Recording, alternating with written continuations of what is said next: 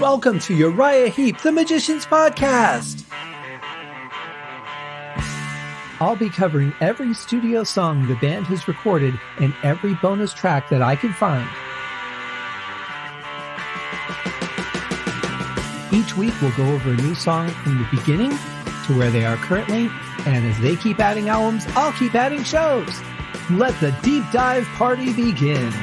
In the magic garden, some were singing, some were dancing.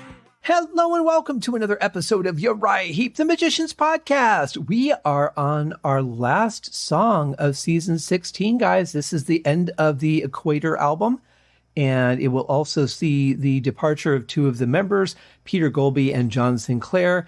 They will be replaced by current lineup members Bernie Shaw on vocals and Phil Lanson on keyboards. And so, again, we will have changes in the sound, changes in the writing, changes in the feel. But, you know, this is the way it goes. And Uriah Heep has had a number of different members over the years, and we're certainly no strangers to change when it comes to this band. But one thing is that the music has always been there. It's always been solid. And Mick has really taken a more upfront position in the band, with guitars becoming the predominant instrument now. And it sounds a little more rock and roll, a little more poppy rock through the 80s. You know, we went through a really weird phase, and they definitely held up to the times, I feel. But we are about to get another change. But before we do that, we are on, like I said, the last track for the Equator album. This is a bonus track called Backstage Girl.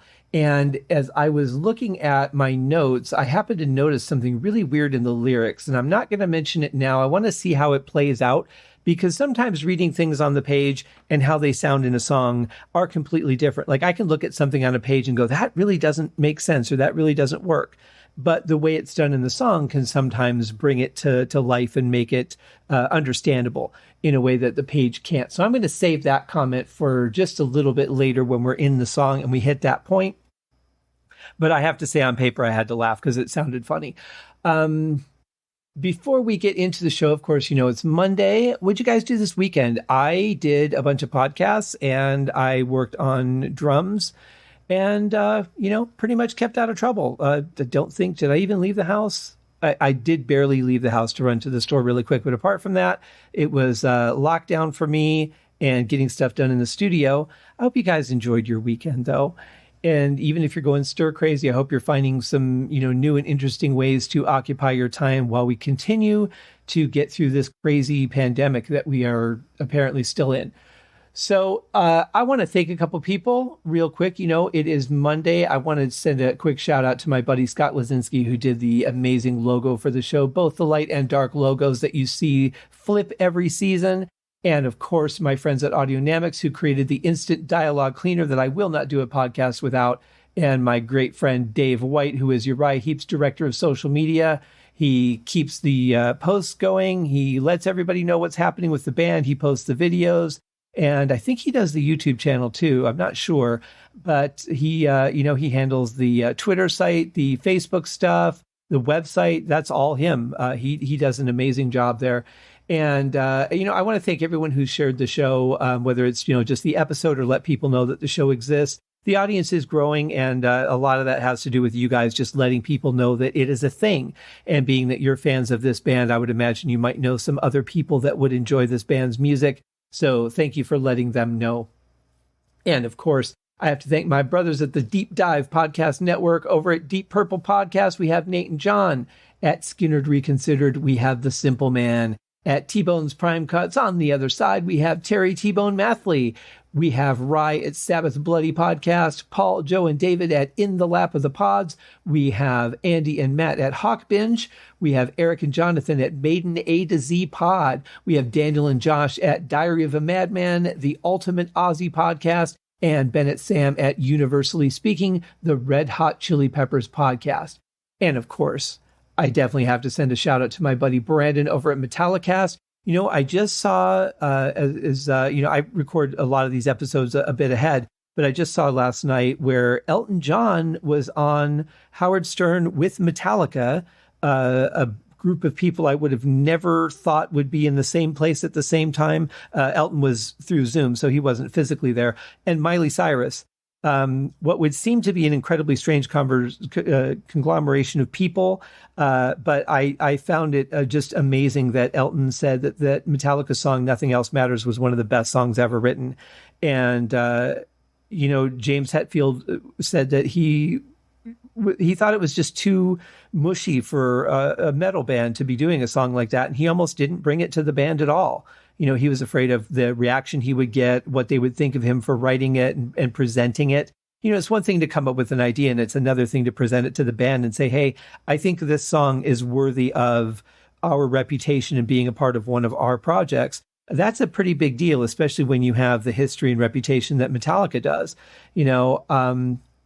So the whole thing was just so fascinating, and watching James's reaction to Elton John saying that it was one of the best songs ever written, that Metallica is one of the greatest bands. That was just, it really floored me. And, you wouldn't think a guy that writes the kind of songs that Elton and his writing partner Bernie write would necessarily be into the kind of music that Metallica does. But it just goes to show how universal music is, and that he wasn't like, well, this heavy metal stuff isn't for me. I write ballads. I'm famous for that. I have so many Grammys or whatever. He was open to checking them out, to experiencing them, and coming to the conclusion that they have done some amazing things in the music world. So I absolutely love that. I thought you guys might like that too, because it just goes to show that people that are like, well, I'm not going to listen to this, or I'm not going to listen to that, or have these preconceived notions. You know what? If you open your mind a little bit, maybe you can hear something that will just be phenomenal to you and change the way that you look at music. So I always encourage people to check out all they can. I think there's valid merit in every style of music. It's just a matter of finding it. If it's not a style that you particularly like I'm not a big fan of rap. It just doesn't really strike me for the most part. There are some songs though that I really like. What I respect about it is the vocal rhythms, the interesting beats that I hear, even though I know a lot of the rappers don't write their own beats, other people are writing them, but still somebody's writing them. And just the way that they fit the lyrics into a short verse, or even a long verse, just the rhythm of it, the melody that they find in spoken word almost, it's pretty fascinating. So I might not be a big fan of the style of music, but there's some good things about it that I can really appreciate and respect. So anyway, that was that. But if you get the chance, it's on YouTube. Just look up Elton John and Metallica, and that should come up. They were on the Howard Stern show with Miley Cyrus, and Miley performed the song with them, which was really interesting. I guess the whole thing came about because she did a cover of it, and then she ended up performing it with them. And who would have thought that the daughter of Billy Ray Cyrus would be performing a song with Metallica? I mean, she's really just developed her own career, which is just so impressive. But in any case, if you find that interesting, go check out the clip. Maybe even grab a tissue, because it's really a touching moment to see them react to Elton John saying those things about them. So also some other things to check out. Go to gottahear'emall.com. Also go to Ace on Music on Stitcher and YouTube, and find wonderful things there. Lastly, a couple quick notes. If you are interested in helping Uriah Heep get into the United States Rock and Roll Hall of Fame, they're already in the European Heavy Metal Hall of Fame, but they should be in the Rock and Roll Hall of Fame too. Go to facebook.com/HeepRockHall. That link is also in the show notes, and there is a link on my website that you can go directly to it. Just go to scotthaskin.com and then click Uriah Heep Podcast, and that will take you to the page. It's towards the top. And while you're there, take a moment to check out the 2 box sets that are coming out very shortly here. The Everyday Rocks box set, 7 picture discs, 7 t-shirts, a wall calendar, some art cards. It's really a cool thing. That is being released on September 24th, as is the other box set coming out, Choices, which is an amazing CD set with choices of the Uriah Heep music that was picked by the band members. And you've got Ken Hensley, you've got Lee Kerslake, very important members of the band who are unfortunately no longer with us. You've got Paul Newton, you've got Mick Box, and then they added Bernie Shaw and Phil Lanzon, who are about to enter the band in the time frame of our podcast. So they've been around for a very long time, more than half of the band's history. And so they went and added those to the box set. If you got the 50th anniversary box set, you got some of those CDs. This is the complimentary issue to that. And if you weren't able to get that 50th anniversary box set because quantities were limited, as are these, this is a great box set to get and really experience the band from the perspective of the members themselves. I can't imagine for Mick, 50 years of being in the band and playing on all these songs, how you would narrow it down to one CD's worth. I imagine those decisions were probably very difficult. And, you want to pick something off of the mainstream, because everybody knows that would probably be somebody likely to purchase this. Lady in Black, The Wizard. They don't need to pick those songs. They're going to pick ones that they want to draw some attention to and maybe show, hey, here's a different side of the band, or here's a song that I just am really particularly proud of for whatever reason. So it's a really interesting concept. I love the idea of it. And I love the idea of experiencing the band through Mick's eyes or Paul Newton's eyes or Ken Hensley's eyes. I just think that that's such a brilliant idea. And I really am glad that they updated it with Phil and Bernie's choices as well. I think that's pretty cool. I mean, they've certainly been around long enough to have plenty to choose from. So that being said, let's get into the show. Here is Backstage Girl.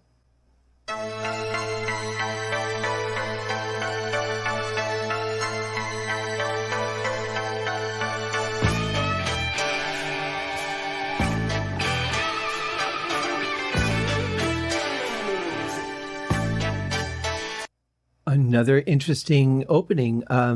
John Sinclair just really had a very interesting and kind of a specific sound during his time in Uriah Heep. Don't know what he sounded like before or after, but and also, again, it could be that 80s era too. New synths were coming out. It was a really exciting time in gear and in sounds, especially for keyboard players. Their palettes were just getting bigger with potential colors that you could drop out them to brush on the canvas of the song. And even if you thought that was a corny metaphor, it's true. And this is definitely like those synths are definitely 80s feeling, but it's a cool pattern. It's in 6/4. For those of you who thought that it was feeling a little bit off, it was in 6/4 as opposed to the standard 4/4. And then when the band kicks in, it goes back to 4/4. But an intriguing little intro, I thought. And I love that solo from Mick. It's kind of interesting that it feels like it's a far away guitar. Normally when there's a solo, it's like the guy standing right in front of you. But this one felt like he was kind of in the distance a ways. And I liked that we could hear what he was playing. It sounded really good. We're into a song here. Wanna hear some music? Wanna feel it?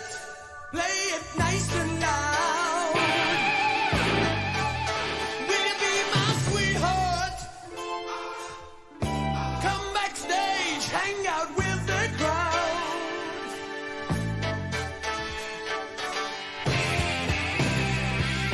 Guess who's back in town?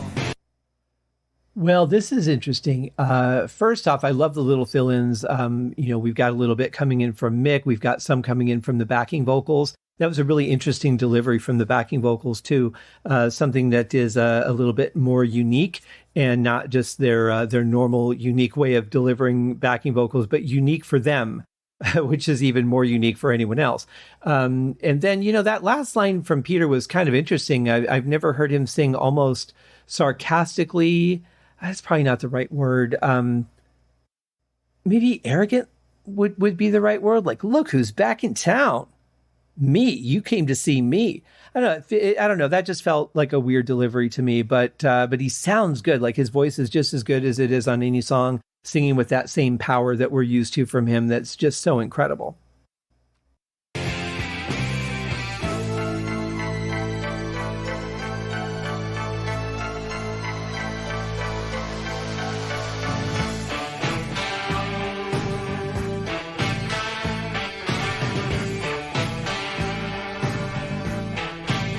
Her name is Lucille.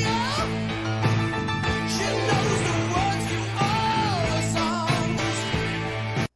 Well, that, of course, was a little throwback to the 1957 classic Little Richard's Lucille and the little piano that came in there. That was actually kind of a nice surprise. I didn't I didn't think that was going to be in there. Not to be confused with the Kenny Rogers song, Lucille, or You Picked a Fine Time to Leave Me, Lucille. This is just Lucille done in only the way that Little Richard could do Lucille. That sounded wrong.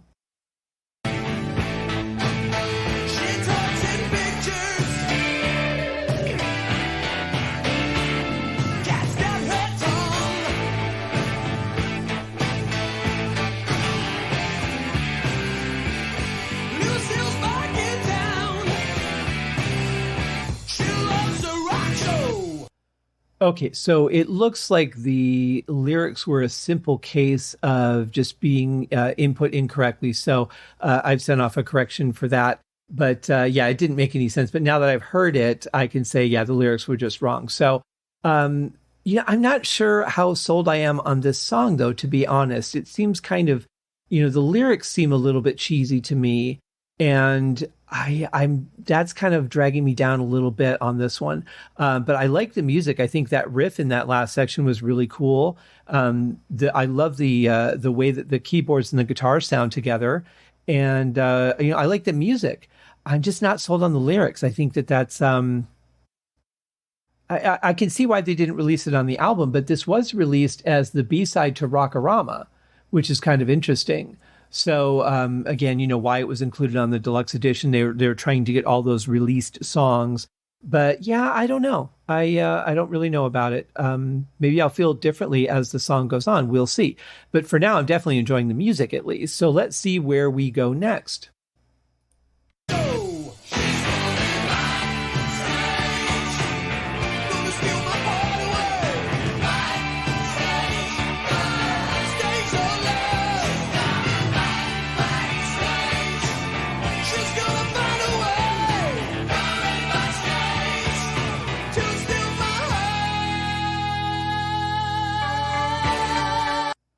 I really like that part. I like the way that Mick is working with the backup singers there, just kind of following them on guitar. That sounded really good. And I like that particular guitar tone for that too. It's very lyrical, and then that long note from Peter Goalby there was very nice. And then it seems like we're about to come into a keyboard solo. So again, we're back to that sort of almost oriental sound that we had in another song. I can't think of which one it was. But definitely those tones, maybe it's part of the progression, but it's just the sound of the instrument, I think, more than anything else, because I've heard similar sounds in Oriental music. And it sounds cool. I wouldn't think about putting that into, a rock song. But at the same point, I probably wouldn't have thought about putting a kazoo in as a solo instrument. And look how well that worked in Magician's Birthday. I would have never guessed that. I would have also never said, what this band needs is a theremin. That probably would have never even entered my mind. And yet the theremin, especially during Ken Hensley's time in the band, was so prominent. It's really amazing how often it was used, considering that that's really not an instrument I would have expected in a rock band. So, that's the thing I love about these guys is they're not afraid to try things. They're willing to say, hey, let's give this a shot and see what happens. It's either going to work or it's not. And it's going to work for some people. And it's not going to work for other people. That's just the way that life is. But when you have an audience this side, you're bound to find some people that are going to like every song, or I should say every song will be liked by some people. There's a difference. But yeah, it's a cool part. I really like the changes there. It was unexpected. And we've heard this so many times from this band where they just do things that make you go, I did not see that coming, but that was great. And I think this is one of those times, So let's see what the keyboards are doing.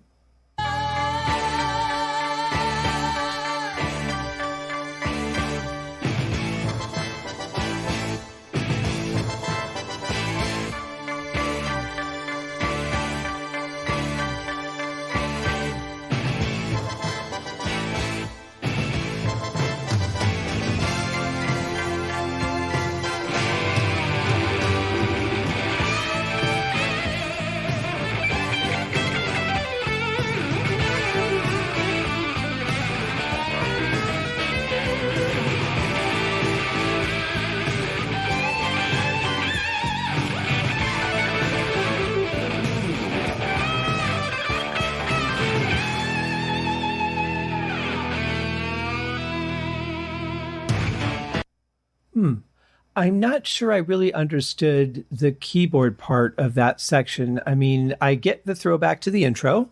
That was nice. And it was nice because there was that time change that came back to 6/4 again. But then it went to this sort of brassy medieval sounding part, then back to the synth, then back to the medieval. That was just really weird for me. I don't really understand how that related to the rest of the song. Maybe that's shadowing something that's coming down the road later, so we'll have to see. But what I do absolutely love about that section is the transition from that keyboard part into the guitar solo. Those couple bars there, just that handover, handing the baton to Mick to say, all right, now it's your turn. I love that part. That was just a fantastic, probably one of the best transitions I've heard the band do. And then, of course, a stunning solo from Mick. Love that classic ending of, just holding on to that note. Such a signature of his. And there was definitely some good playing in there. And that really did fit the song as usual. He really has a knack for knowing what the song needs and just finding it and putting it in there. Always hats off to Mick on his solos and his riffs, too, I have to say.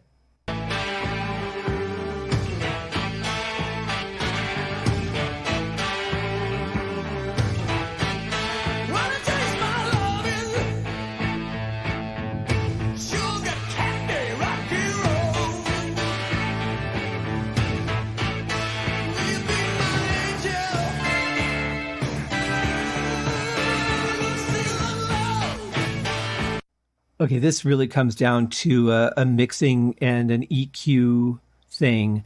But didn't you guys think those notes cut through just a little bit too loudly, those three that we just heard? They were kind of on the verge of hitting that frequency that pierces my ear that I find very annoying.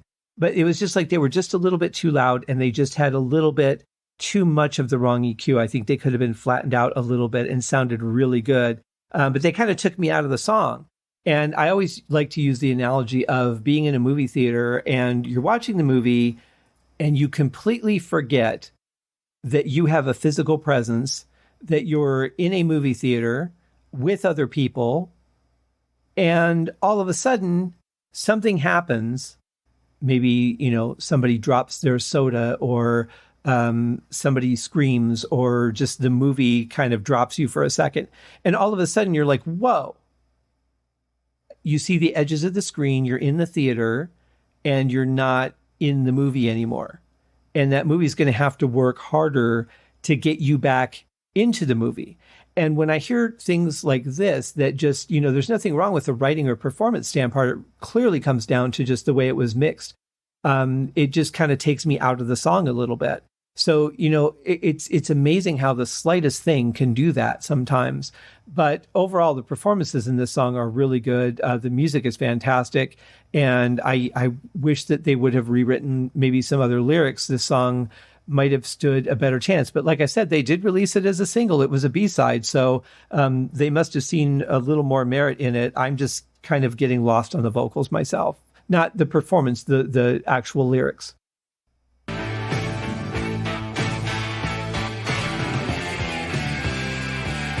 Backstage girl in town. She loves a rock show. Gonna steal my heart away. Backstage girl. She's gonna find a way. To steal my heart. Gonna steal my heart away. Well, everything's starting to get a little bit muddy now, but I love the return of the guitar that's following the backing vocals. It feels like it's in the center, but it feels like it's just really far forward, in the 3D world instead of just the left and right. It really feels like the guitar is just like way out there in the field and playing along. Almost, it's enough to notice it, but it's not enough to really, distract you or take you away and focus on it. It's a really interesting volume level, and the frequencies of it really cut through everything else that we're hearing, because the other instruments, everything feels a little bit more low end, more bassy in this song. And then you've got, the backing vocals. So it leaves room to cut through, but it does it very gently, which I like.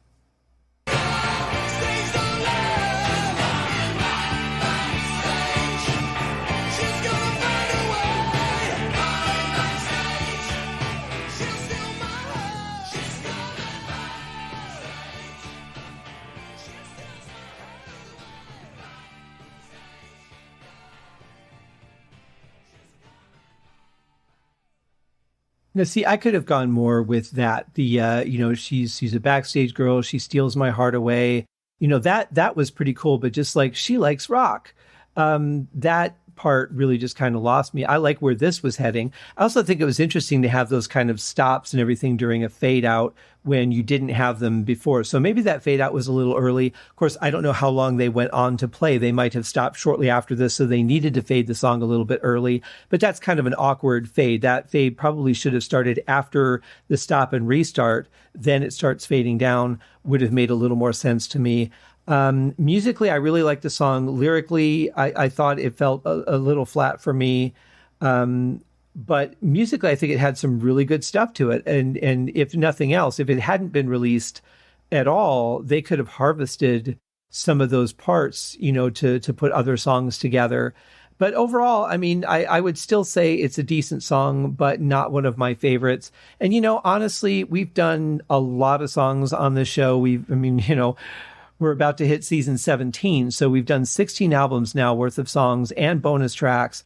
And I have to say, there's only been this is the third one that I haven't been all rah-rah about, So out of all those songs, to be at 3 that are it was okay. It had some good points, but it wasn't one that I'd be like, I really want to hear that again. Whereas most of the time, when I'm wrapping up an episode, I'm thinking, I kind of just want to hear the whole song and, enjoy it. So it's just one of those things where you write so many songs and you put out so much, there's bound to be stuff that people aren't going to find that is the greatest work. And I'm sure there's people out there that really do like this song. Obviously, the band or management felt that it was strong enough to release as a B-side on a 45. So, somebody saw something a little bit different in it than I did. But I will say, musically, I love the song. I love the sound of the vocals. I think the sound of the vocals, other than those little couple sarcastic moments in there, or arrogant sounding moments in there. I really like the flow of the vocals. I like the tone. I like the power in Peter's voice, but I just didn't care for the words themselves. So that's just me. It just seemed a little bit cheesy. And with that delivery on a couple of those lines too, just kind of made it worse for me. So, 3 out of 150 plus songs that we've reviewed, not too shabby, I have to say. So this now, sadly, is the end of Peter Goalby and Mr. Sinclair being in the band. We will see new members starting in our next episode as we dig into Raging Silence. Take care, guys. Happy Monday. Cheers.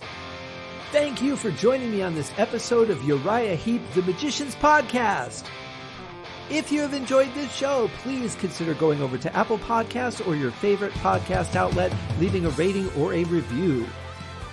Be sure to subscribe to make sure that you are notified when new episodes are available. Please be sure to share this podcast with your fellow Uriah Heep enthusiasts and anyone who you think would like Uriah Heep, which should be everyone. And if you are so inclined, please feel free to contribute to the Patreon account. And if you are not a Patreon subscriber, you can also pay through the PayPal link on the website listed in the show links below. I would also like to thank Uriah Heep for their very generous support of the show, and thank you guys for listening. We'll see you in the next episode. Happy days!